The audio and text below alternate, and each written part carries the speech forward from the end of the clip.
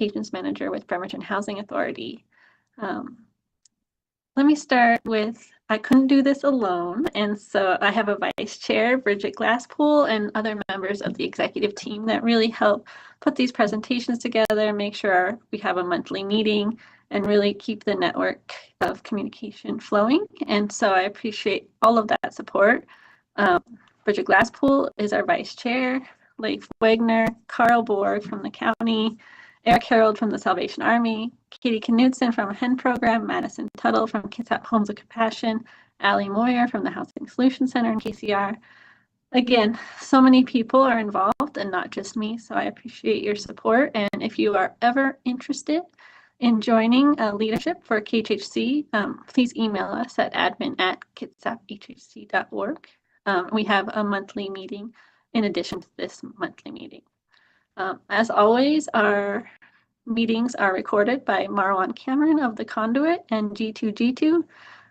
They are being streamed live right now, so it's a great opportunity to be able to redirect staff if they missed the meeting or whatnot. It's all online on his YouTube channel. So if you ever have questions where that recording is, please let him know. And before we start, the vision of KHHC is every person in our community has a safe, decent, stable, and appropriate home. The Kitsap Housing and Homelessness Coalition provides leadership to end homelessness through planning, coordination among social service providers, advocacy, and education. And the coalition strives to carry out our mission with respect, commitment, compassion, integrity, and a willingness to change. Today's agenda starts with Jason Doty from the Kitsap County Division of Aging and Long-Term Care. He's going to do an overview, and then Diane from Kitsap Animal Rescue and Education, which is called CARE. She's going to actually talk about what they do at the Pacific Building and maybe lead a discussion around resources. And then we'll have a Project Connect 2026 update. And actually, there's another addition to the agenda. We're going to talk a little bit about a new resources website. So that's Allie Moyer from HSC, Jessica Martin from HSC, and I think they might have another presenter. But again, it was a late ad, so it's an exciting meeting today. I think it's a full meeting. So we always have at the end updates from the county and agency updates. So if you do have anything to share with the group, you're always welcome to put it in the chat, but we encourage you to stay to the end and share it with the group. So with that being said, Jason, are you ready? All right. Good afternoon, everybody. Let's try to get this going here. Okay.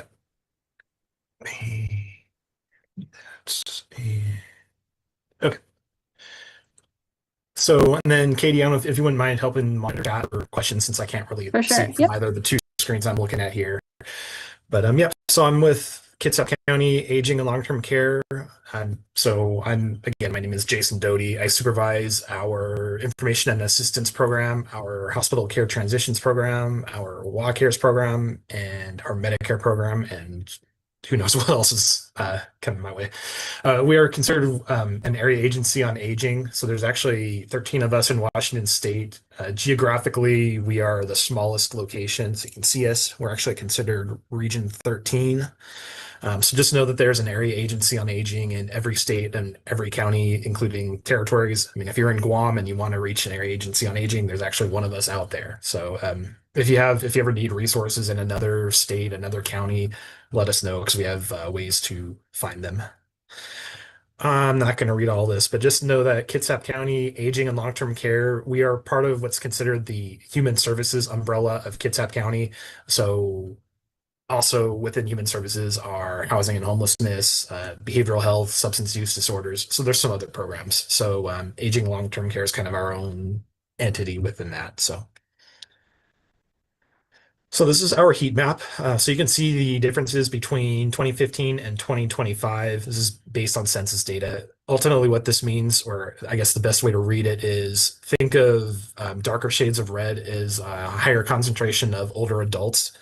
So what you can kind of see from here is that 10 years ago, so back in 2015, we had a higher concentration of older adults on Bainbridge Island and kind of in the immediate areas.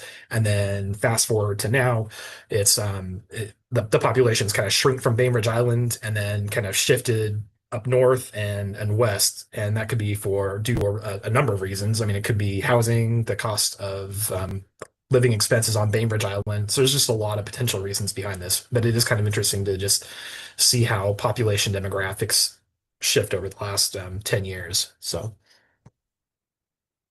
these are the programs that we'll be talking about today. Some of these are direct services. Some of these are subcontracted out programs. So if you take away anything else from this presentation, know about our information and assistance program, or we're often calling it Aging Disability Resource Network. Kind of a bit of a name change. This is due to DSHS's reimagining project that they've been taking on. I don't know how much of you know about that, but ultimately we're still trying to figure out kind of what it looks like between the area agencies on aging. Ultimately, it's going to be potentially more support for a DDA or whatever DDA is now called. I'm forgetting the brand new acronym here, but anyway, point of this specific program is to provide information and referral. So this is a free service. Anyone can call in. We get calls from professionals, caregivers, loved ones, individual clients. I work mostly with older adults and adults with disabilities. This is a resource hub kind of program, so we'll provide information on a number of different resources, information on caregiving, legal support, transportation, any of the programs that we're going to talk about today. If people get confused about, I don't know what a good caregiving program is or what's a good fit for me, our team will walk people through what we have available and help them figure out what's going to work best to meet their needs. So again, free service. Calls work best. We do sometimes email. Our contact information is on the last slide. So yeah, and if you have any questions about any other programs, just call us and someone will actually talk to you and give you information. So these next few programs I'm going to talk about are our different caregiving programs. So this first one is called Family Caregiver Support Program. So this is probably one of the easier ones to get into. Ultimately, the goal of this program is to prevent or at least reduce caregiver burnout.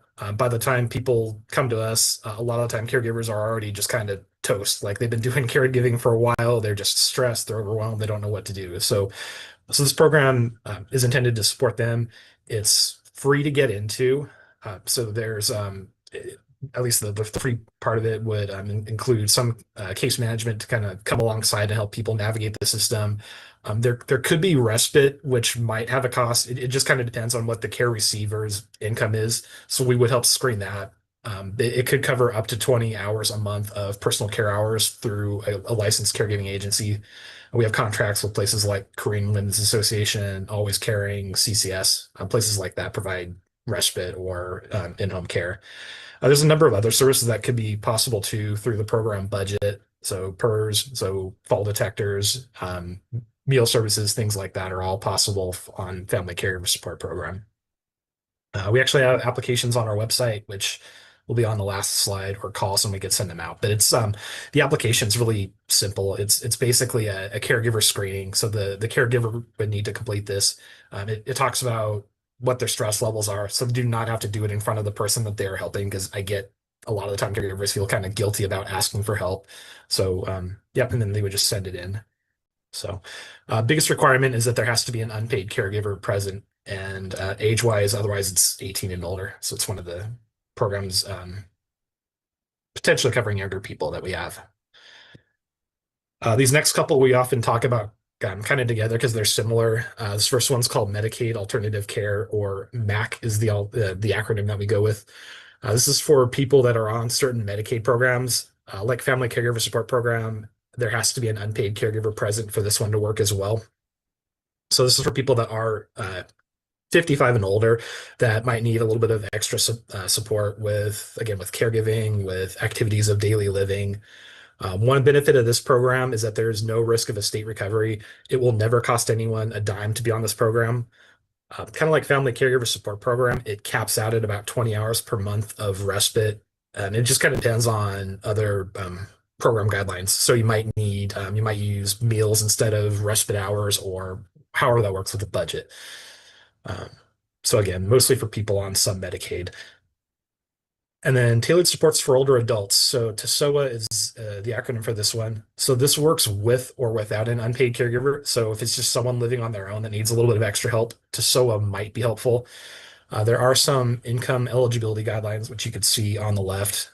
So basically earning less than about 3,800 a month for resources, and then assets cannot total more than 77,000 or about 150,000 for single or married couple.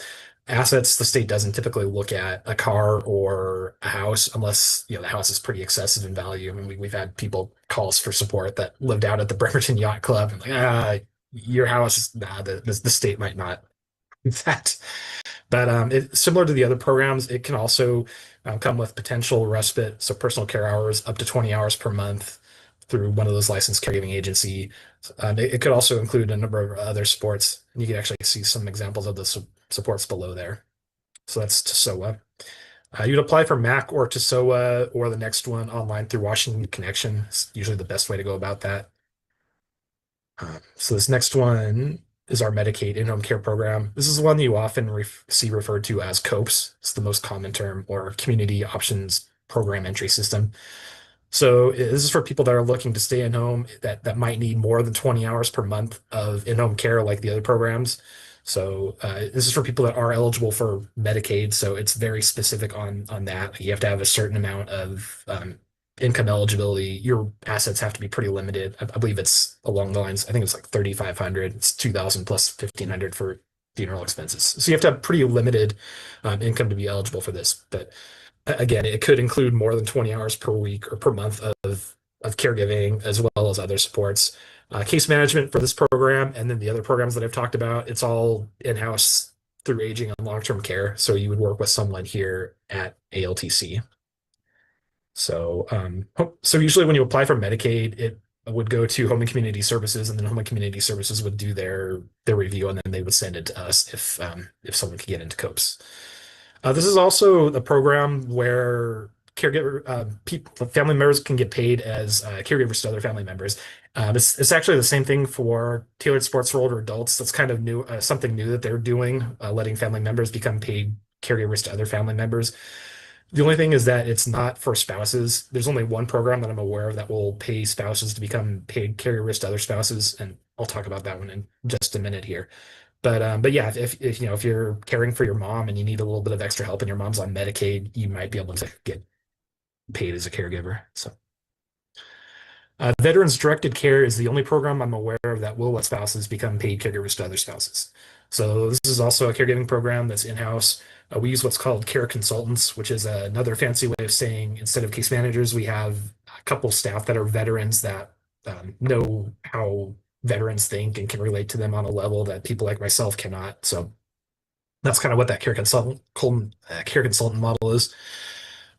Eligibility for this program, it's all determined through the VA. So that number right there is for the VA. But it also includes potential respite, things like that. If people fall through the cracks for eligibility for some of these other programs, we're still encouraging people to call us because we might have other ways to save them money. I mean, we keep lists of in-home care agencies. We might be able to find other ways to save money on other services too. So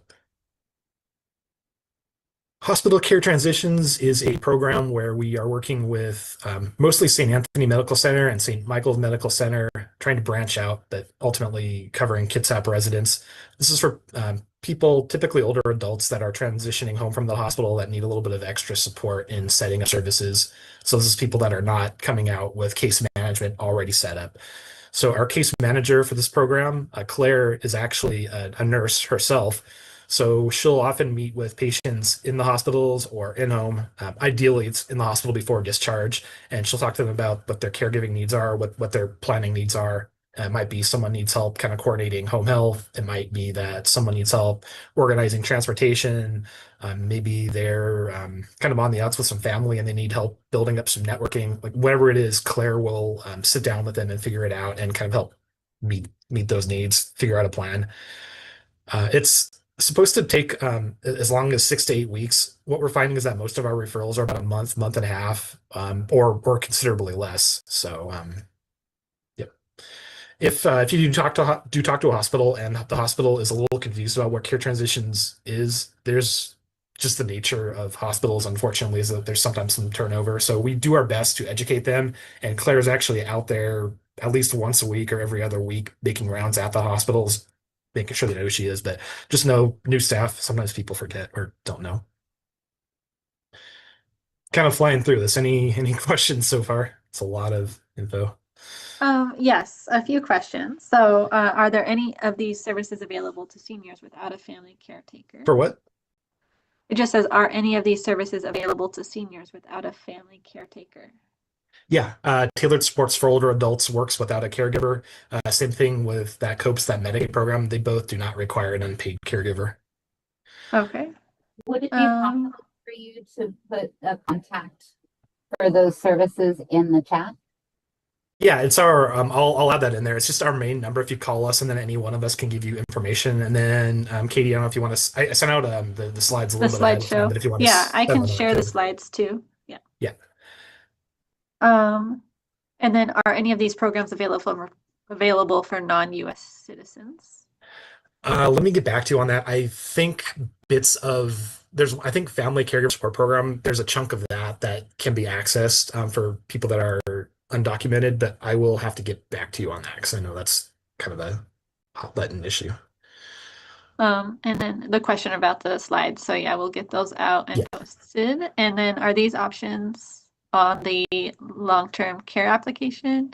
And I think, Janae, which ones were you They referring are. to? So I Yes. know on the long-term care application, if you go on to like Washington Connection, I know TSOA's on there. COPES, it might be, I think it's under long-term services and supports or LTSS. I don't think it actually says COPES on the application itself. I'd have to check that. But yeah, you will see TSOA and then you'll see a bunch of other things. And we can help with applications as well on Washington Connection. Like our staff has that capacity. We have a partner account for Washington Connection. So if you've got family that's a little bit nervous about filling out one of those applications, let us know. We can kind of walk them through it too. So, And then Bridget asked, do you ever do trainings for staff at agencies that are working with an older population? training. So, I mean, we provide these overviews at a number of different places. We have sometimes less specific um, I don't know, workshops, but well, I mean, we'll have events, we'll have talks. Jennifer Calvin Myers, who we'll talk about in a little bit, she'll do healthy aging presentations around the community. We're yeah, constantly at outreach events. There's a few of them we'll talk about too, coming up at the agency updates too. Okay, that's all the questions for now. Partners in memory care. So yeah, speaking of Jennifer Calvin Myers, so she actually, some of you might remember her. She worked for us for a while. She was actually in my position and the one that hired me when I started. So she is our dementia consultant. So not every area agency on aging has a dementia consultant, but we do. Before her, it was Mary Van Court, and then we had Denise Hughes back in the long ago times. So what Jennifer can do is she'll meet with caregivers of people with dementia or people that have dementia themselves or organizations, and she'll provide presentations, she'll provide individual consultation. She can talk to people on the phone, she can go to people's homes. So she's got some flexibility on that. It's a completely free service. Referrals are all generated through our office. So if this is something you're interested in, give us a call, let us know, and then we will walk you through the application process. It's intended to be a kind of a one-time only deal. I mean, sometimes she'll have multiple conversations, but it's usually kind of one and done. We sometimes refer people to her right after they've been diagnosed with dementia and the family's kind of coming to terms with what that means. What do I do? Sometimes it's later on where someone might have a question about a specific topic. Maybe someone's concerned about mom's driving and they need to take the keys away and they're not sure how to have that conversation. So Jennifer can be helpful with things like that. So again, I mean, you'll see her from time to time around different community events. I mean, I know there's the YMCA fall prevention event coming up that she'll participate in. So there's a few of those other ones. We also do free memory screenings over the phone. We use what's called the brief Alzheimer's screening, which takes 10 minutes. It's not intended to diagnose anything, just potentially prompt a conversation with the primary care physician. We'll actually mail out results of that screening to the person that takes it so they can take it to their doctor if needed. So, yep. Nutrition services. So we work with Meals on Wheels Kitsap and Port Gamble Squalum Tribe. So Meals on Wheels Kitsap and Port Gamble can provide home delivered meals. Age requirement is 60 and older for Meals on Wheels Kitsap and 55 and older for Port Gamble Squalum or Native American. People in Bremerton can receive hot meals from Meals on Wheels Kitsap. Outside of Bremerton, usually it's frozen meals. Most people receive about 5 to 7 meals per week. It's completely free. So, and I want to emphasize that there is no eligibility, no income eligibility requirement for Meals on Wheels Kitsap to get home delivered meals. You have to be at least 60 and older and homebound. Those are the main two criteria. So if you think someone might be a little over income, refer them anyway, because we've got the funding, we've got the meals, so we want to try to provide as many of those as possible. In addition to home delivered meals, they also do what's called congregate dining sites. So they're around different locations around Kitsap County where people can eat together. They also have like pick up to go sites so people can get their food and take that to go. They'll provide Ensure for people that are on a liquid diet. However, they have to have a doctor's note for that. And then this last blurb down here. So the Senior Farmers Market Nutrition Program. This is a program that can provide an $80 card for older adults to use at local farmers markets. So they have to meet certain income eligibility guidelines. Farmers market applications, I think they're going to be probably accepting them at least through the end of this month, through the end of September, because I know some farmers markets go towards the end of October. So definitely apply. Go onto our website or Meals on Wheels Kitsap's website. We have applications there if you know anyone that's interested. So. Senior legal services. So we work quite a bit with Northwest Justice Project. They provide free civil legal support. Their office hours are a little limited. They're from 9:15 in the morning until 12:15 in the afternoon. So if you do struggle to get a hold of them, we've got kind of a sneaky way of reaching their office. So we'll let us know. We refer to them mostly for housing issues. I mean, that's kind of the main one. There's just other random civil legal stuff. We also work quite a bit with Kitsap Legal Services. They've got their Right to Counsel program, which provides some support for people that are experiencing an eviction. So I'm thinking, this group, the Housing and Homelessness Coalition, I mean, this might be one area where it might be helpful. I mean, if we do have someone that's at risk of homelessness and they need legal support, Kitsap Legal might be helpful. So that website, the bottom left corner there, that WashingtonLawHelp.org is a great free website. If you use their search feature, you can find program guides on some of the programs we talked about earlier, like TSOA and COPES. If you have questions on how to get guardianship or create a will or any civil legal related matters, you can find a lot of information on WashingtonLawHelp.org. So. Healthy aging and education. This is what also used to be referred to as senior drug. So we often have pill organizers at different events. If you're ever at the Kitsap County Fair and Stampede, if you go into the main entrance and then go all the way to the left, there's the main conference room where they have got what we call the senior lounge, where we keep a bunch of these pill organizers. You'll also see Jennifer Callan-Myers doing presentations on how to dispose of medications, where to go for that, like that kind of thing. We have checklists for medications as well. So, kinship. So these next couple programs we talk about together, Kinship Caregiver Support and Kinship Navigator. So these are both through Kitsap Community Resources. So Kinship Caregiver Support is more financial based. It's basically for older adults that are raising younger children, and it can help them with some supplies. There's some income eligibility that you could see on the top left corner. So if you're interested in this program or this next one, contact Kitsap Community Resources. It's the same, I believe it's still the same person that handles both programs. The Navigator programs also for that same population, but it's more hands-on support with connecting with other sports like legal supports, health supports, help with applications, that kind of thing. So. This is our Medicare program, MIPA. So we can help screen people for low-income savings programs or extra help. We're not quite as extensive as I'm not sure how many of you know what about the statewide health insurance benefits advisors or SHIBA, that program, but Peninsula Community Health Services has that contract, and they can help people navigate Advantage plans. But if you're thinking like less than Advantage plans, definitely contact us and we'll provide that information. I know open enrollment for Medicare is coming up in October, so we're going to be doing quite a bit with that as well. We partner quite a bit with Peninsula Community Health Services for this program as well. So if you're asking us something that's a little bit beyond our knowledge, we'll often refer to them for Medigap or Advantage plans. The person that we actually have in this role came to us from Peninsula Community Health Services. He actually was one of their community health navigators with Sheba, so he knows a little bit more about this than some of our past staff. But anyway, look for more about Medicare coming up, especially in October. Ombudsman.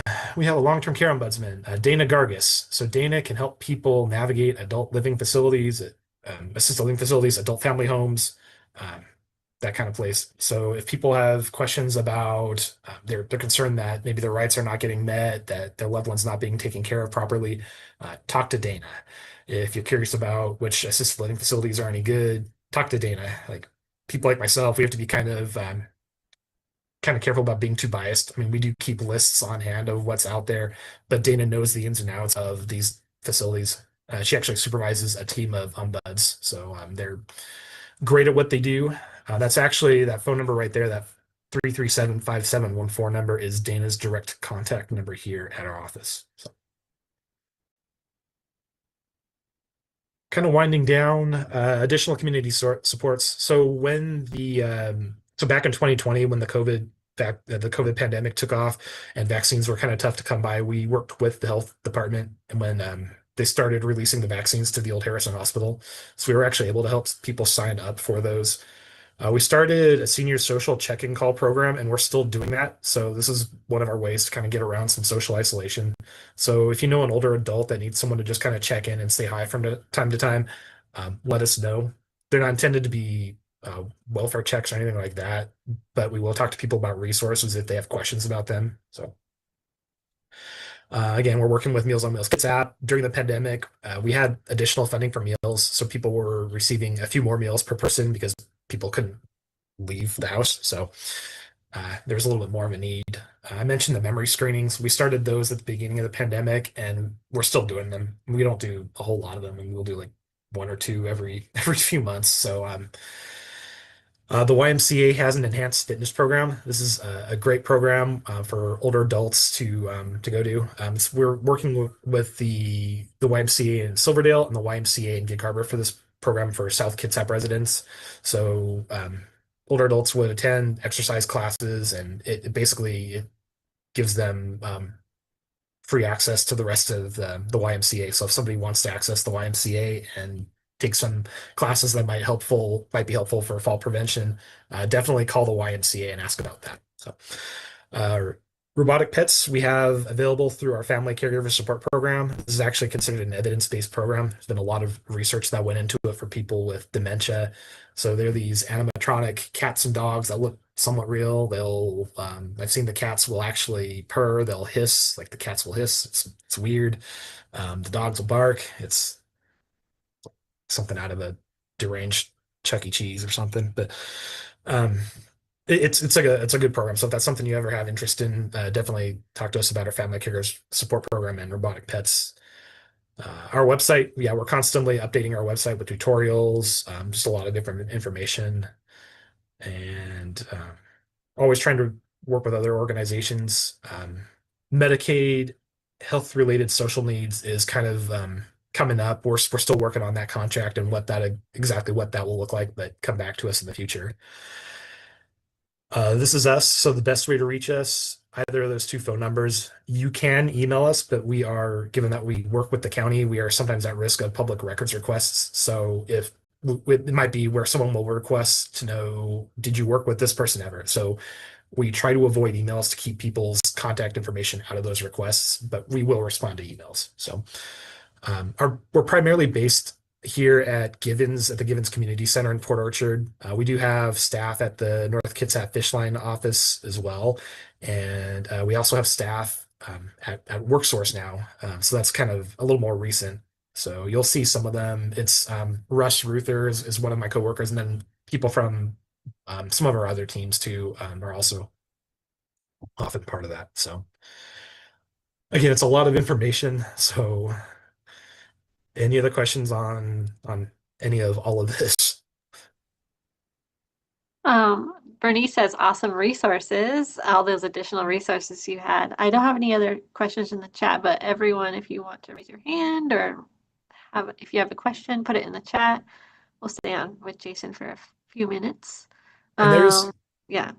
Olympic Communities of Health. I know they've got their resource hub as well. So we are working with them too. So just know that you'll sometimes run across some duplication of services. I think they might also have their own care transition services. So we can talk about a little bit of that if you call in and get a little confused. So just know that there's potentially some duplication out there.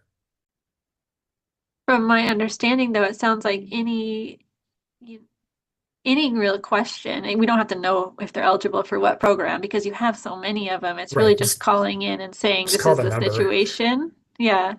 Yeah, we get a lot of calls from people that just straight up don't know what they don't know. I mean, family members that, all of a sudden their parent has to go to an assisted living facility and they've never even thought about this because it's just, you don't think about it until it's a crisis and then they're in panic. And then, yeah, so we're good about figuring out what the need is, good about figuring out what you don't know kind of thing. So yeah, definitely best thing to do is just give us a call and we'll walk you through any of them.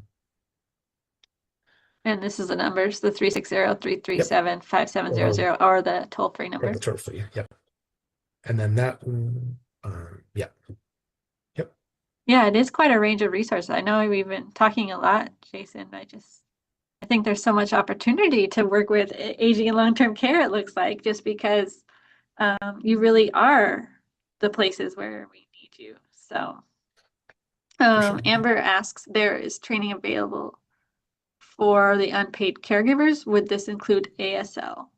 Yeah, I'm not sure about ASL, but I know there's definitely, I mean, they do provide trainings to unpaid caregivers. So yeah.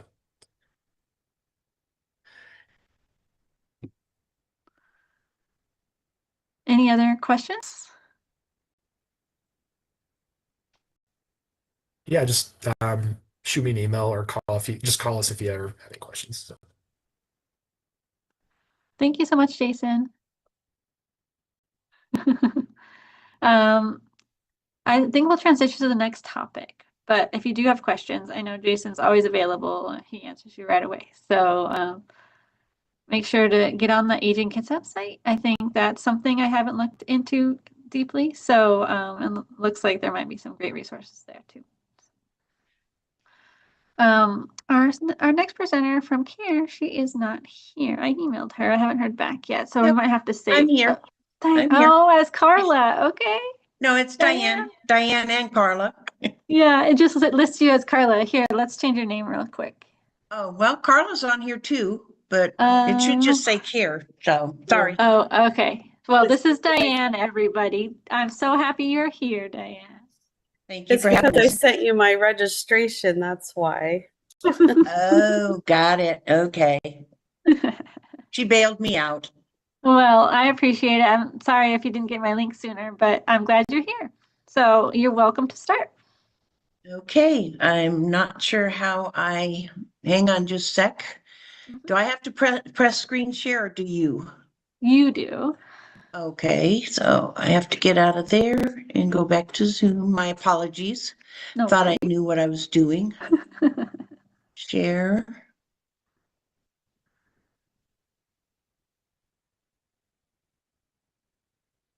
It looks like it works. We see your presentation.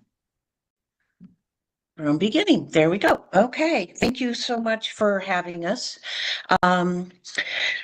And again, if you can, handle the questions in the chat, I'm a very, non-multitasker. Will thank do. you. No problem. Again, my name is Diane Canifax. I am a member of Kitsap Animal Rescue and Education, kind of the founder and director now. And a little bit about CARE. We first started in 2001 as a euthanasia abatement organization to assist with the problem of pet overpopulation at our local humane society. Over the last many years, we've morphed into more of education, less rescue. And over the last 3 years, we've become very, very involved in working with homeless individuals and housing insecure with their pets. We do offer a veterinary emergency grant program to members of the community, and we just this year started up a Pacific Building veterinary emergency grant program because it was a need that we found we had when we started operating at the Pacific Building. Hope is the organization that kind of we morphed into. In 2022, we started working as a member of the pet advisory group for the Pacific Building when it was being planned and remodeled, etc. We've had 6 active volunteers working very hard over the last 2 years to develop policies, procedures, implementation of the integrated pet center that is actually within the Pacific Building. We've also been throughout that time establishing partnerships within the community to expand outreach and support for our unhoused individuals and the pets. And we're actively trying to promote co-sheltering in our area. So just a little bit about the Pacific Building. Most of you are probably aware of it, but it is a 75-bed congregate housing that is managed by Kitsap Rescue Mission. And we do have an on-site pet center, and I'll go through some of this as we go through our slides. Right now, I think, and our numbers change daily, so I think this is where we're at. We currently have 9 dogs and 4 cats in residence. This is one of our alumni. We have about, because I'm getting in applications today as we speak, 22 dogs and 9 cats on our wait list. We now have a dog in what we call emergency foster care and 9 cats in foster care. A little quick tour, the smaller sleeping rooms. It is, like I said, congregate. The pets do sleep with their people in their pods, the areas that they have. This is for a cat. We call this our cat-a-tats.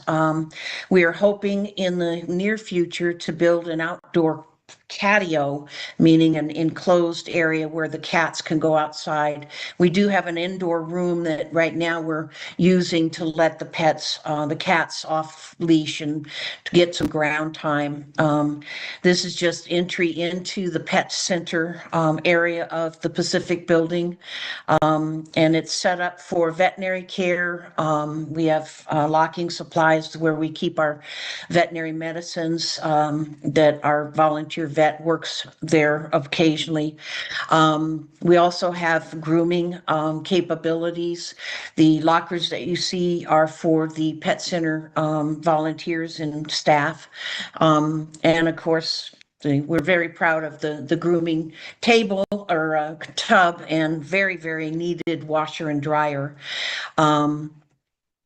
We do have 4 day use kennels, so if a guest has an appointment, has to go to work, etc., for emergencies, the staff can use it for putting a dog into. We've had things like that happen with people having to go to hospital or etc. And the isolation room, that's where we're currently, because so far we've been fortunate to not have any needs for isolation, but it does have a separate HVAC system. So the county, Judy Ray, Carl did a lot of really good planning with the assistance of the advisory group and created an exceptional facility. And these are the day kennels. You can't really see them, but there is a guillotine door between 2 kennels. So the animal, if they're in there long term, can go back and forth and have a clean area and a potty area if necessary. And we have a dedicated storage closet that doesn't look that neat anymore. I wish it did, but as we've grown. And then there's an outdoor potty area, and that the dogs can use for going off leash, using the restroom. And then behind the building, there's also an outdoor area where the dogs can go just to play off leash. So, and it's very safe, and it has the double gated entrance so that you can close one gate, unleash, and then close the other gate. So, and this is a beautiful mural that is in the community room that we love because it brings joy, it brings smiles. So the services we provide for the Hope, that Hope provides, Hope being housing, outreach, pet education, kind of we wanted to delineate between care and hope. We provide education to people throughout the community about the Pacific Building, as well as shelter guests, providing education to them on behavior. We're all certified trainers, dog trainers. And then we work at intake screening, which I'll go into the process. This is done through Kitsap County, doing veterinary assessments, vaccinations, and then behavioral assessments to make sure the pets are going to be able to handle the congregate environment. And then the Integrated Pet Care Center, we do intake orientation, transition assistance. We provide staff support. We also do on-site support for the guests that have pets. So a little bit of detail about our screening process. We are given a pet information form that was developed by the Hope team, by the Coordinated Entry, Housing Navigator, Housing Solutions Center. Then we schedule a veterinary assessment with the guardian, and at the same time, hopefully a behavior assessment if it's a canine, a dog. If the dog is not appropriate for Kitsap Rescue Mission, and sometimes we have dogs that are just too reactive and will not work in that environment, we notify Kitsap Rescue Mission and Coordinated Entry that it's not an appropriate fit, and hopefully other housing can be obtained. And then after that, when the Kitsap Rescue Mission schedules their move-in date, once we notify them, depending upon where they are on the wait list, et cetera, that's all. So once we do our pre-screening, if they're appropriate, we just let Kitsap Rescue Mission know, and we make sure that the individual, the guest, future guest, knows that that's, that's beyond our, we don't have anything to do with that, because we do get that question a lot. So the on-site support, we do have a part-time designated pet center manager that is a part-time paid position. It's about 10 to 15 hours a week max.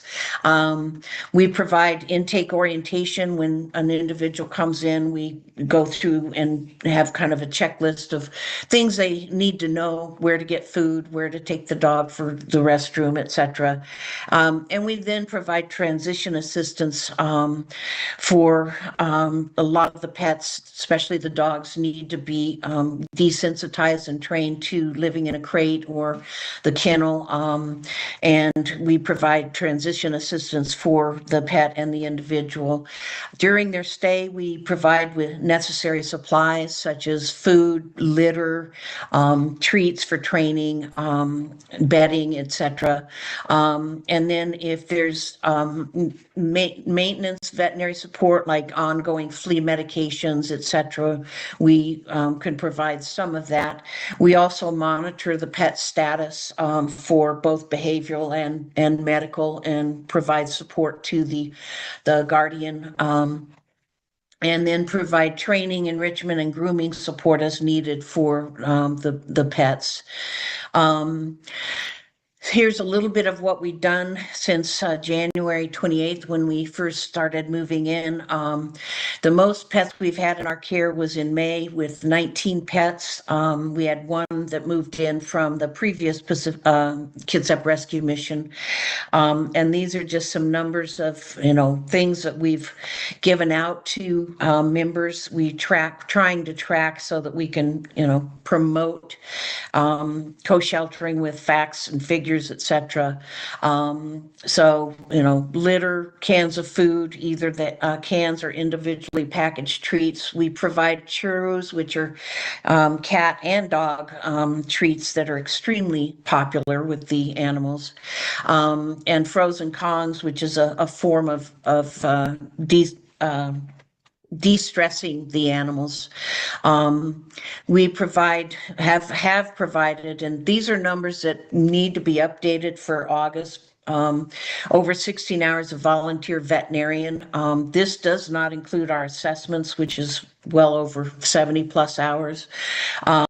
We've had over 4 hours of professional groomers come in to volunteer, and then 10 hours of behavior and training support for the people with their pets, and then over 160 hours of volunteer time, and then over 200 hours of paid pet care for the center.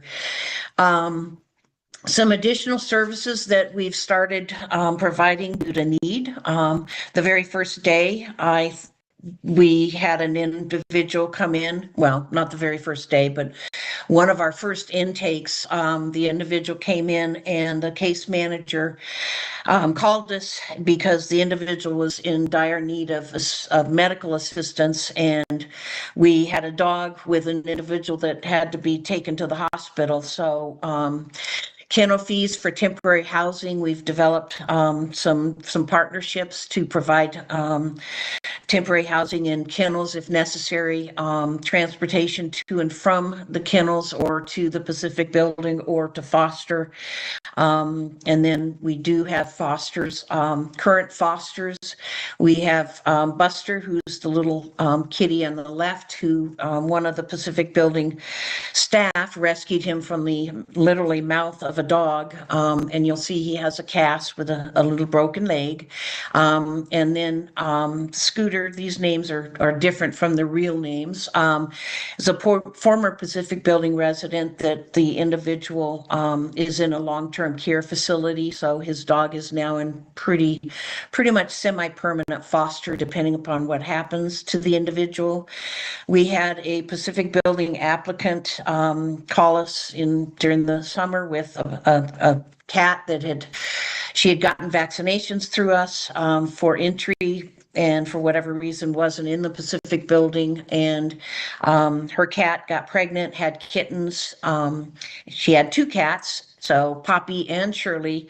So we now have the mothers have been or will be spayed, and the kittens will be adopted. And then we had one resident who had a dog that he realized for his mental health, he needed to rehome the dog. So we put it into a foster, and she got adopted by her foster home. We have had emergency care for Pacific Building residents. We had one dog that had a very, very unusual reaction to the flea medications that we had to take to an emergency vet. The same thing with we had another dog that had a gastroenteritis flare up and had to go to emergency. And then last week we had another dog that was vomiting and diarrhea for several days that we had to take to emergency, and at the same time he fell off his bed and strained one of his ligaments. So we also, in addition to the Pacific Building, are getting more and more involved in community. We do a lot of support for the resource support for housing navigators for emergencies. A gentleman who injured his knee yesterday needed to go to the hospital. Housing navigator contacted us, things like that. We do emergency foster, like I mentioned, for pregnant cats and kittens when we can. We actually, one of our early adventures was a gentleman who was scheduled to come into Pacific Building, and the day before his intake was unfortunately arrested, and his dog got lost, and we found his dog finally. And then this is the rescued kitten that I was telling about, Buster, who has the broken leg and is now in foster to adopt with a veterinarian who's going to take care of the leg if it has to be amputated. And then hosting community forums to promote and educate the co-sheltering concept, hopefully. What we're hoping to do for the future is definitely continue support for the coordinated entry into the Pacific Building, as well as hopefully other shelters that will allow pets, and to support those shelters. I know that we've had a couple instances where individuals could not take their pets into the shelters they were in, and we're hoping to work with other facilities to support them and give them whatever resources they need to make that leap into co-sheltering. We definitely need to focus on building a more robust volunteer base. And like I said, assisting other agencies in whatever fashion to embrace co-sheltering. We are hoping to make a more extensive resource list for pet specific needs for the community. I know that there's a resource list that is produced, but it doesn't have things like Rock the Block, which is an organization that I'm just found out about, or Their Voice, or us, or where are their dog or pet food banks, etc. So we're working on creating something like that, and that's one of the areas where I'm hoping people in this group can help us by sending us any resources that you're familiar with that could be of assistance to the housing insecure or the homeless. A good example of what we're looking for. We did not know, we found out by sheer coincidence that every Sunday there's a low cost veterinary pop-up clinic in Port Orchard. And so putting that information into the document, website, etc., that could help people, housing navigators, people that need to help others. And then we need to build a funding base for emergency and urgent care needs. In the last 6 months, we've spent close to $4,000 in emergency pet care, and it's kind of almost depleted our funding for emergency pet care. So trying to find grants. Carla has been working very, very hard these last couple of weeks on different kinds of grants. And then, like I said, hosting community forums to continue educating people. In July of 2025, we held our first vaccine clinic, which was, we had 3 vets volunteer, and then vet techs, had 16 volunteers total. The Salvation Army graciously hosted this craziness, and it was a little bit hectic, but it was very successful. We saw 31 pets, and some of those were on the list for the Pacific Building intake. Some of them were just people out in the community that, were homeless. We did not advertise it other than at Housing Solutions Center on Park Avenue and the Salvation Army, so that we could focus on people who are in, need of assistance and don't have any kind of funding. And in addition to the services provided for vaccinations and wellness care, ear infections, we had a supply table that had all sorts of dog food, harnesses, collars, leashes, which was very popular. And we're planning to do another one on either October 19th or November 2nd at the Salvation Army again. So that's kind of the things we've been doing out in the community. I think I have how am I doing on time, Katie? You're doing well. Let me look at that. Yeah, you have until 3:15 if you want. Oh, good. So, I'll skip into here's our brag sheet. Where I won't go into all the detail, but this is the pup that came in with his individual and had to be taken into emergency sheltering and is now in a long-term care foster. And we're continuing to support him medically. He gets shots once a month for his arthritis, etc.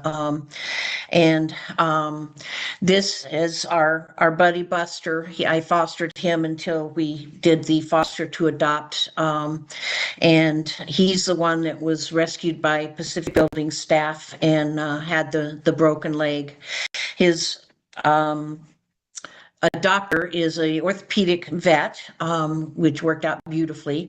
And I'm waiting. It's kind of a trial 1 week adoption to make sure it fits. But I've seen pictures from the foster home or the new adoption home, and it's going to be a go.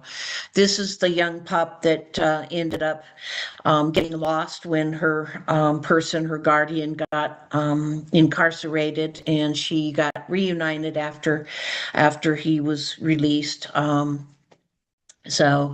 And this is a woman that just recently was admitted into the Pacific Building.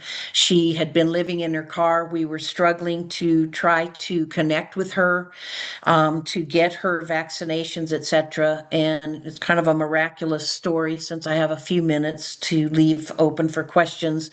She went to Abraham's house, and Vicky, the woman in the skirt there, one of our awesome volunteers, saw a posting about this woman needing to go to Abraham's house that day. And after 2 weeks of trying to connect with her, we met her. We found out she was going to be at Abraham's house, and we met her, and Vicky talked with her and helped her understand she wasn't going to lose her pets if she went and got vaccinations. And now they're in the building and reunited. So it was kind of a story of very, very, everything just kind of lined up perfectly that day to get the two of them taken care of. This is one of our he is our alumni that his person had been on the streets for about 10 years and finally found long-term housing. His case manager worked with him and got him long-term housing. So he's no longer with us, but we miss him greatly. He loved to come into our pet center and just wander about and be a kitty. And this is our I wish we could make him our official mascot. He's been with the Pacific Building since, I believe, February, and he's just the greatest dog. He's deaf, loves everybody, and he's a great ambassador for the bully breed and the stigma around the bully breeds. And then here's one of our two cats, or here are both of our mom cats. One had a litter of 4, one had a litter of 2. And the one on the left has just been spayed and hopefully reunited with her individual when they're ready. And the one on the bottom is just now getting to where we can get her spayed and her 2 kittens hopefully adopted out fairly soon. So that is pretty much everything I had. I'd love to get questions. Oh, thank you so much, Diane. First of all, I can't get enough of the little cat with the cast on. I mean, so sweet. He was amazing. So we love, I personally, I don't know if I can speak for everyone, but seeing all the pictures and hearing the stories, I'm so glad we had time for that because it really does make a difference. There was one particular question about the capacity. And so one of the slides stated that you have 9 dogs and 2 cats and a wait list of 22. And so they wanted some clarification. And Carla mentioned that currently in residence at the Pacific Building, there are 9 dogs and 4 cats on the wait list, either awaiting a move-in date or assessment is 22. So can you kind of explain your Yeah. wait list process. Yeah, when they apply, we get a pet information form. We have a capacity of 20 animals total. We've never been over 19, and a lot of the capacity depends on, what kind of animals do we have in there right now? Because if we have, 9 big dogs, they take up a lot more emotion and energy, et cetera, than, 9 smaller dogs or 9 cats and 4 dogs. So it's very fluid, but we do have the capacity for up to 20 of the 75 beds. So there's people without pets that live there as well as, people with their pets. And when we get the pet information form from Housing Solutions Center, we then try to get a hold of the individuals to schedule times for vaccines and for us to meet with the people that have dogs so we can complete an assessment that we have, and we've developed some behavior assessment to try to figure out if this is going to be a good fit. And so that's the people on the wait list. Some are, we just, after four to 5 attempts at getting a hold of them, I notify the Housing Solutions Center and Kitsap Rescue Mission that we've not gotten any response. And those are not included on the wait list numbers. And the ones that we're actively trying to get a hold of, our biggest challenge is getting a hold of people and transportation. Somebody who's living in a tent that doesn't have a car, how do we get them to Port Orchard or Silverdale, or even to like the Salvation Army for vaccines? Because before they can come into the Pacific Building, they need to be vaccinated and they need to have flea and dewormer. So those are kind of the people that oftentimes are on wait list, or if we are at capacity, then they will be on the wait list until Kitsap Rescue Mission can do intakes again. Hope that helps. Yeah, I think so. Everybody can feel free to add clarifying questions if you'd like, or raise your hand and unmute. I think Carla's been following the chat. There's a lot of suggestion for resources. Janae mentioned if you use the Bremerton Food Line as your TEFA pickup, you can also apply for Greater Good, which offers pet food, etc., when it comes for free for our community resource partners. Which, yes, thank you. We've done that. Yes, and so I think she was sharing with all of the group too. It sounds like an opportunity, and if anybody wants to. But it sounds like Carla mentioned that CARE has already done that, and you're getting a lot of treats. So, I don't see any other questions. Does anybody have other questions, comments? Appreciate you, Diane, taking the time to present this today. I've heard about CARE, but I've heard about the Pacific Building, so it was nice to link it together, and the fact that you have these different names for the programs, just to make sure that it delineates what that you're doing a lot of different things. It's exciting to hear about that. Since 2022, you had an advisory group for Pacific Building to make sure that Pet Center wasn't just an idea, but it was actually made sense. Yeah. Well, thank you again, Diane. Please, if you'd like, put your contact information in the chat. If you want to share this presentation, let me know and I can share it with the group. I will do that. Looks like Carla already did. She's got you. She's got my back. She always does. All right. Thank you again so much. Thank you for having us. Feel free to come anytime. Looks like if you unshare at the top of the screen, I think there might be a little red button. There you go. Okay. So a little addition to the agenda today before we hear from the county, everyone. And Allie had to leave, but Jessica Martin and I think Joni are here. Yeah, so I'm gonna let Joni take the lead on that. This is an amazing project that she heard that they've been working on, getting everything digital and just trying to be able to make sure it's just more accessible for everyone. In reference to the resource guide, correct? That's the resource guide. I'm sorry. Okay, no, it's okay. Just, will this change the printed resource guide, or we still do the printed one? We're still gonna have the printed one. That's kind of where we're at right now. We haven't found the way to format that to be able just to be printed off the website. So So we have, we- but I'll get into that. Oh, So I'm gonna share my screen. well, And yes, okay. So I'll let Joni go on. Thank you, Jessica. all right, no worries. So some of you may remember me from another KHHC meeting where we talked about the capstone project with Olympic College, where we have collaborated with KCR and KHHC working on the Kitsap resource guide, also known as Sally's List.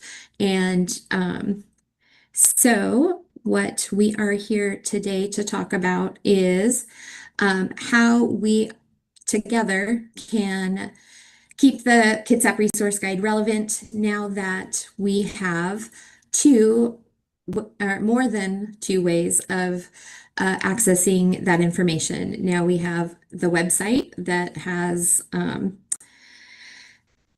the ability to navigate all of these resources, employment services for the greater Kitsap area, including all of our state resources, and it's divided Port Orchard, Bremerton, and North Kitsap, as well as the paper guide that we all know and love that has the embedded links that if you open it, you can get to some of these resources using the links on the PDF. So part of our outcome was creating a shared document. And with shared documents, people can have access and help to edit those things that change over time. And so that's what we're here to talk about today. So the why behind this change is that there are more partners and more resources that the nursing team included, and we've created this new website that now needs to stay updated as well. So more moving parts means that the integrity of the data is even more important. And with the paper and PDF versions, we created that shared document, and this shared document supports the feature of updating by comment. And so the next few slides will talk about how that works. And this will actually, over time, after this initial rollout, this is a little bit of a change for everyone, and then it will be much easier ongoing. Fewer steps for everyone in keeping the guide relevant for the residents of Kitsap County and our surrounding areas, and access to the most current information for the community. So in a few days, you will receive an email, everyone who is already a part of the guide, that you will click on the link that will be at the bottom of the email. And when you click on that link, it'll prompt you to request access to comment. You'll then be approved for commenting on the shared document, and there will be you'll get approved, and then you'll be able to update your information directly on the spreadsheet. And also in the email, you'll have the resource guide flyers, the QR code tip sheet, and the handouts with the link to the website, and the latest version of the PDF that I've continued to work on updating between the last from the last time that it was updated. And so we'll go through that now. So when you get your email, you'll click on the shared document.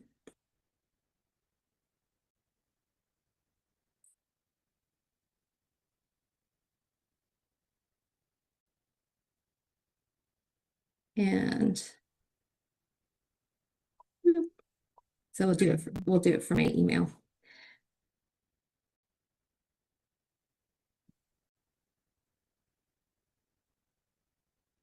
And stop.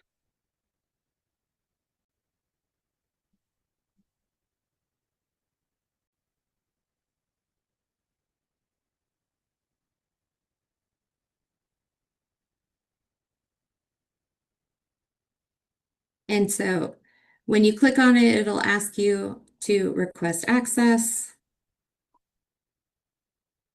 And there was a little section where it has a message, and you'll want to put in the community partner that you're representing. And then I'll get the email that will say, then I'll approve you, and then you'll be able to access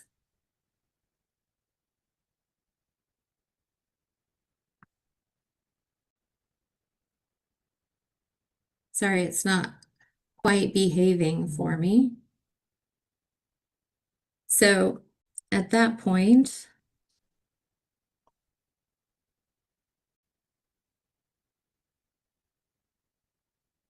now that I've done it in real time, approving.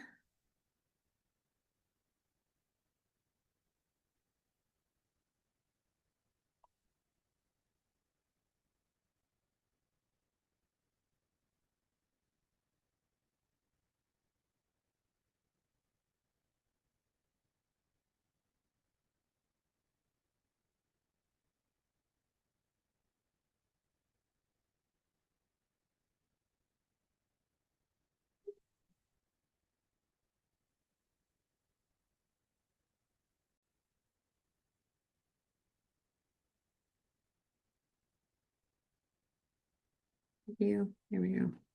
And make me a commenter, and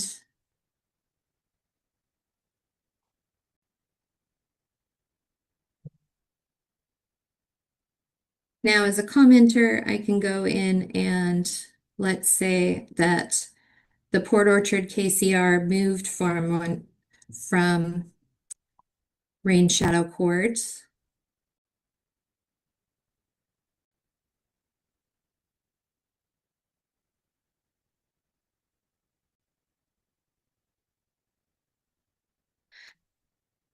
And so I'm going to right click and comment.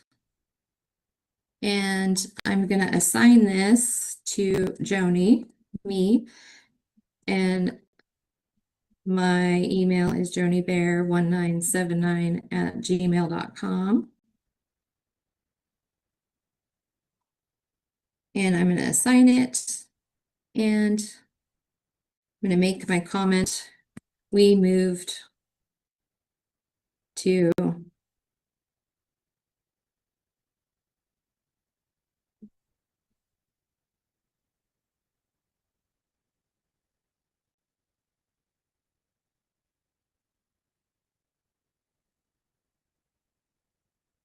as easy as that. You've assigned it, and I will then get the message, update it in both places, the website and to the PDF. Therefore, the website will stay relevant and always updated as soon as I see those and finish them. And the PDF version will come out every 3 months as we have been doing, and it will all stay moving forward. And we will continue to send out emails every 3 months reminding you to do your updates. So let me go back to the PowerPoint. And I will make a YouTube that will be embedded in this PowerPoint that will come with your email showing how to go through that process. That will that you can click on with that. And the promotional materials for the resource guide show how much of an impact you can have by handing out the QR codes during your outreach and having the flyer available in your business and around for people to use when you're doing case management. Part of the nursing output was to track our how well the website was doing. And the capstone presentation was on the 6th of June. And that was one of the highest day, or the highest day of traffic to the website. And you'll see that most days there's between 1 and 10 people that visit the website. And that shows that in the community, people are accessing this, this wonderful website that has all of the EU community partners available for helping in all the different ways that you do through aging and long-term care, pet assistance, and everything else that we do as a community. And so the resource guide is available at that link. And this is what the printables look like. This is 2 of the 4 sheet. And when you do print from the website, just like any other website, when you go to the website, you can go into any of the sections and then right click to print. And you can open and close any of the areas to make sure that those print for your folks who you're trying to reach. Any questions? Thank you so much, Joni. It's amazing to see how this has evolved. Again, we recognized that a long time ago, trying to take on this Sally's Guide and the updates and this one pager, and it kept expanding and expanding and expanding. And appreciate KCR and your team for finding ways to make sure everybody's included, make sure those resources are out there. Yeah, There's just absolutely. a question, is there a pet tab or is there a pet area on the Yeah, resources? it's pet services down at the bottom. Here, let me pull it up. So it's divided Kitsap. I still have some work to do on it. I'm studying actively for my NCLEX and doing this. So it's been a bit of a struggle to find time between studying and updating to get it all done. But working steadily on getting all these small changes and big changes moving forward for the Kitsap and Olympic Peninsula areas. So, but this is absolutely the work that I've been so excited to do, public health and the aging population and the folks that need help that are sometimes unseen is one of the reasons that I decided to stay on with KCR as a volunteer and help Jessica and Thomas and Allie with the work in the housing office. Well, thank you. I'm excited about this. And yeah, we completely understand. The nice thing about the website is you can keep making it better. You can keep adding. It can be more real time than the print version. Exactly. It's Carla offered, Care would love to assist with the pet related pieces if appropriate, and she says it looks amazing. Thanks. So if you need help collecting the pet services, Care is there. Absolutely. Yeah, and I had actually wanted to reach out to them, but our time during the project, their initial project was so limited. We only had 60 hours of clinic time to do it in. However, I think I ended up around 150. Oh wow. And so I just had to keep it was in my heart to keep volunteering for this because it's, like I said, a passion and a great need. Yes, for sure. Katie Christopherson asks if you can drop the link in the chat. I know you, after I think she asked, you also shared the bit.ly link, but if you want to drop that in chat. Yeah. And then even with the engagement, I have to say, like, now that you've shared it here, now that we're gonna share it over through the newsletter, I feel like your engagement's going to increase. So we'd love to have you back to see how it's going and what is the engagement in a few months. So. Absolutely. I'd be happy to. And Leah says this is a great way to improve sharing these resources and keeping it current and relevant. Thank you. And Juanita says nice work. So again, doing really great things. We really need this in our community. We just do so much and it's just hard to know what it is sometimes. Exactly. That's one of the things that makes the nursing informatics was not something that I was really interested in. I thought until I was in the class and I realized that it touches everything, and the more, information is power, and us having this information to give to all of our clients and those that we serve and people that we wouldn't expect might need assistance in some of these areas. And it's a thing that's ground roots, like Sally's Guide has always been, but it provides that connection. Well, again, thank you, Joni, and well, you're welcome back anytime. And even, if you need to communicate something, if you change any process or just want to get information out there, you can always use our newsletter or come on again. Okay, thank you. Thank you. All right, this is a great meeting today. Lots to share. So, Carl, I think you have the floor for Kitsap County. Let me stop sharing. Yep. There we go. Good afternoon, everybody. Our consolidated grant process has been done. The grant review committee has made their recommendations. We'll go on to a 30-day public comment period starting the 23rd, and then the board will approve those at their board meeting. I believe or last meeting in October. So those will be, and then we'll make those once the board approves them, then they become public and we can let everybody know. But until then, we have to keep silent until we know for sure that the board approves them all for that. So that part's going well. I do want to take this time to thank Diane for everything I've done at the Pacific Building. I'm there quite frequently, and you wouldn't know that there are pets around there. They're all very quiet. They're very friendly.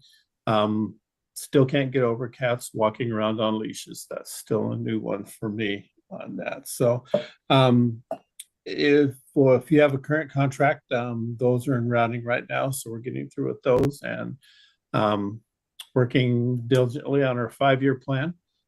We have another committee meeting on Friday to go over some of the strategies and goals. And then once we get those, we will share those at the next meeting. And Thank you, Carol. yep, thanks.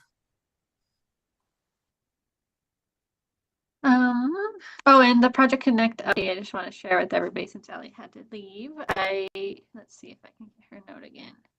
She says her update for Project Connect 2026, because Allie Moyer from HHC is leading it with the help of many KCR staff and many volunteers from other organizations. So they meet bi-weekly via Zoom. This is the planning committee for the Project Connect. Next meeting is on the 18th, so that's tomorrow at 10:30. And if you want to be part of it at all, please contact her. And dates for the actual resource fairs are January 27th, 2026 in Silverdale, January 28th, 2026 in South Kitsap, and January 29th, 2026 at Salvation Army. There's a little change. So in the past, there's always been 3 fairs, but Bremerton's been on the second day. And because more services are in Bremerton, like haircuts, eyeglasses, things, we a lot of times we could only get certain services in the Bremerton area. They're doing Silverdale the first day and Port Orchard the second day, and then Bremerton the third day. So if somebody comes to the Silverdale one on the first day or the South Kitsap one on the second day, then they will be provided transportation on the third day if they're interested in one of those services. So it will help make sure everybody can take advantage of the services that need to. And I think Allie put her contact information in the chat. So I think we're just at the end of our meeting today. If you have any updates for your agency, now's the time. If you want to share events, I know, Jason, you mentioned some events that are coming up. So feel free, you can put them in the chat. You can raise your hand and unmute. But this is just a time for all of us to share with each other. So again, thank you so much to every single presenter today. It was a really informative meeting, and I'll look to make sure all of the information goes out in our next newsletter through our mailing list.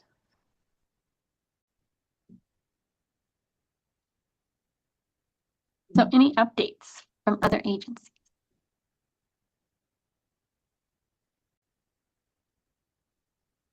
Jason says, outreach updates are coming.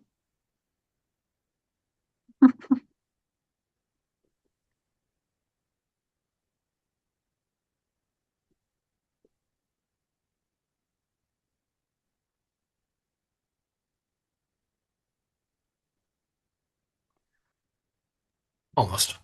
Typing. He's almost there, he said. We need to get hold music while people are thinking. I know. We're waiting on, we're looking at your black screen right now, Jason. Honestly, I was gonna try to just get rid of who was representing our teams, but I'm just gonna say the heck with it. So if you see names, just know that that's you got people the from list. us. So there's a lot of stuff coming up. Just to clarify, because this is just kind of a quick copy and paste. So the stand down is at the Sheridan Park Community Center in Bremerton. So let me know if you guys have questions about any of the other ones, just let me know. So This is a good overview of all the upcoming events that we'd all be interested as well, because it's hard to keep, like, there's resource lists and then there's resource events, and sometimes they come up so quickly and there's so many, it's hard to keep track. So appreciate the list either way. yeah, no problem. Any other updates today? Are we all ready to head out for the afternoon?